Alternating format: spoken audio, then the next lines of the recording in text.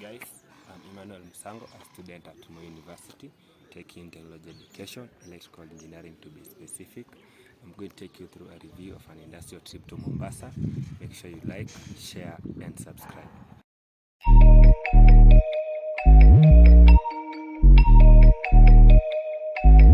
So the journey began very early in the morning. We departed from Moi University at around 3 a.m. and arrived in Mombasa at around 7 p.m. where we took lodging in Mtwapa, which is a busy town if you asked me. Left at around 8 a.m. from Miritini, located in Mombasa. We arrived at the company at around 9 a.m. The company was great, let me tell you. I saw and I was happy. So we were welcomed by the AVA personnel, and I was shocked because they served us with breakfast, which were mamri, to mention but a few. From there, we were divided into various groups. I, being on the second group, I were assigned Madam Jane, who took us through the process. So the first process was welding of the body. So the imported goods, the imported materials, which from Japan were welded to come up with the body, and totally the body was built. I saw a body of a vehicle. From there, the body was moved to the next level, which was the electrical level, where the body was fixed with wiring system. We tried and we opened the doors and closed them. It worked. From there, we were moved to the next level, which was the chassis level.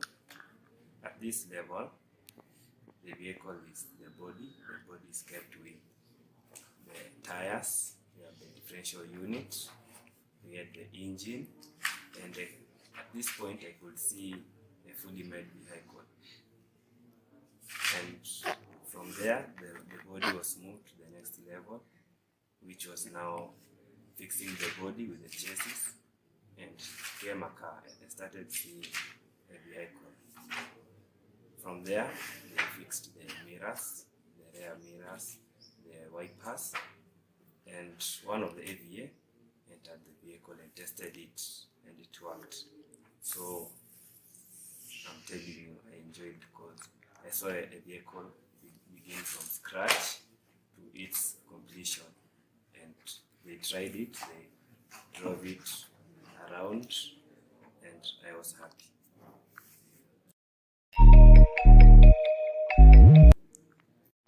The following day, we left for Kenya Ferry Services. At the bridge, we alighted from the bus and we boarded the ferry and alighted on the other side, where we walked like really the sun was too hot. I sweated. So at the company, we were welcomed by the Kenya Ferry personnel who were so good. I can remember one of the man was called Zacchaeus. So the man took us through the storage facility, the repair station where they do the repairs of the ferry. At the station, we saw engines, we saw propellers, and totally I couldn't believe that it wasn't that big engine, that big. I couldn't believe it could propel the whole ferry, carrying around 1,000 plus people and vehicles across the bridge. So I was so happy. I got the experience of being carried by ferry, and totally that was a great day. The following day, which was a public holiday, we visited the beach, and I was so happy. My first time walking at the beach, at the shores of the ocean. It was really a good day. Let me tell you, I swam at the ocean. I tried, though I was not a good swimmer. I drank some water. The water was so salty. I was nearly drowning. So I totally recall that day. I can't forget. After having fun at the beach, the following day, we left for Kipevu and arrived at the company at around 9 a.m. in the morning. At Kipevu, which is Kengen, that's Kenya Electricity Generating company, I could see big tanks. I was wondering what were the purpose of the big tanks. So I knew I'd come to learn. So at our arrival, the Kenyan personnel did us a search at the gate, and I was so happy being at Kenyan because I dreamt of working there, and I could see how the generators were generating, because the personnel took us at Kipevu 1, which was the first station, and entering the control room, we managed to talk to one of the personnel working at the control center. He showed us the various engines, which were 6 medium speed generators. They were too big, like too big. So the room was so silent, and the noise there was no noise. So the generators ran by fuel. So the fuel were first stored at the tanks, then they were treated, then supplied to the following day, which was a public holiday. We visited the beach, and I was so happy. My first time walking at the beach, at the shores of the ocean. It was really a good day. Let me tell you, I swam at the ocean. I tried, though I was not a good swimmer. I drank some water. The water was so salty. I was nearly drowning. So I totally recall that day. I can't forget. After having fun at the beach, the following day, we left for Kipevu and arrived at the company at around 9 a.m. in the morning at Kipevu, which is Kenyan. That's Kenya Electricity Generating Company. I could see big tanks. I was wondering what were the purpose of the big tanks. So I knew I'd come to learn. So at our arrival, the Kenyan personnel did us a search at the gate, and I was so happy being at Kenyan because I dreamt of working there, and I could see how the generators were generating, because the personnel took us at Kipevu 1, which was the first station, and entering the control room, we managed to talk to one of the personnel working at the control center. He showed us the various engines, which were 6 medium speed generators. They were too big, like too big. So the room was so silent, and the noise there was no noise. So the generators ran by fuel.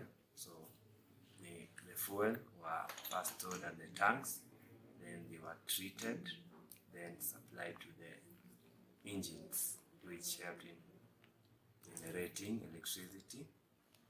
The second thing that shocked me that the station covers around 583,000 square kilometers, in spite of industrialization of Mombasa. So that was a shock to me. And the plant produced large amounts of kilowatts of electricity. So the day was so good, and I enjoyed my visit at Kipevu. The same day, we left Kenyan for Brolo Manufacturers, located in Miritini, Mombasa, which was a 5 minutes drive from Kipevu. At our arrival, we were welcomed by the Brolo Manufacturers personnel, who were so good. So at the entrance, we were divided into various groups. I being on the first group, was so happy how it's still made to bring out the metals I see outside, the ones used for construction, the one used at houses, the one used at welding. So I was eager to know. So outside the company, the place was so quiet, though inside the place was like noisy, like really noisy. So I was not happy with the noisy environment because I was used to quiet places. So the raw manufacturers, they do processing, they do facing, they do drilling, they do centering, they do turning of the steel to various shapes to provide various shapes of metals that the customer desire, because they said the metals that they provide is for clients and they require different shapes and sizes. So I enjoyed seeing how steel is meant to provide various metals that are used in various places like construction, I said earlier. So yeah, I got the idea and experience.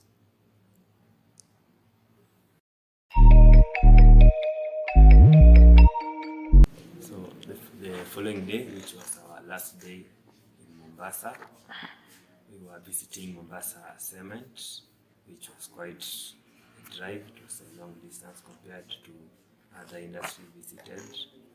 At our arrival at Mombasa Cement, the Mombasa Cement personnel welcomed us, though we were divided into various groups as usual.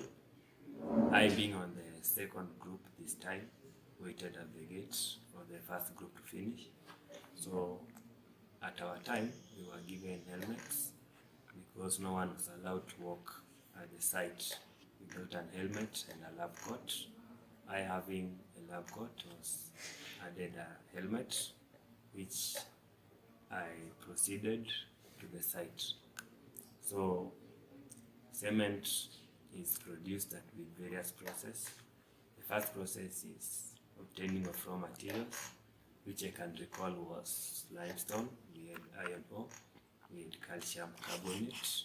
So after obtaining the raw materials were crushed and graded to smaller particles, then transported by the idler and mortar to the reclaimer and stacking section.